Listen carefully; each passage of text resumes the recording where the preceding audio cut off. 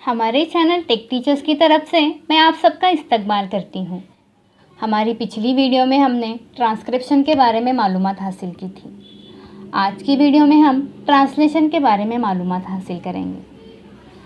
Video देखने से पहले अगर आपने हमारे चैनल को सब्सक्राइब नहीं किया है तो नाजरीन प्लीज़ हमारे चैनल को सब्सक्राइब करें और वीडियो को लाइक और शेयर करें। ट्रांसलेशन यानी क्या? mRNA के कोडॉन के एंटी कोडॉन वाले tRNA को जब प्रोटीन की तालीफ के लिए mRNA के करीब लाया जाता है तो इस अमल को ट्रांसलेशन कहते हैं। अभी ये जो mRNA के कोडॉन होते हैं उसे राइबोसोम के ज़रिए पढ़ा जाता है, फिर इनका मुंतकल अमाइनो एसिड में होता है जो tRNA में पाया जाता है। ये अमाइनो एसिड एक दूसरे से जुड़कर प्रोटीन का सालमा बनाते हैं और इनके बीच पेप्टाइड बॉन्ड होता है। फिर ट्रांसलेशन का अमल अंजाम होता है।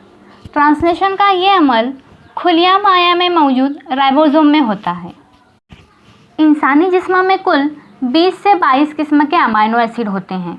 जब mRNA के पास वाले कोडॉन राइबोसोम के पढ़ने के बाद tRNA को इशारा देते हैं। mRNA के कोडॉन के मुताबिक मखसूस tRNA से एंटी कोडॉन मंगवाए जाते हैं, जैसे कि फ़ोटो में दिख रहा है AUG को एंटी कोडॉन क्या होगा UAC। समझ में आ रही है बात? ये कोडॉन मिलकर अमाइनो एसिड बनाते हैं, फिर ये अमाइनो एसिड से प्रोटीन बनते हैं।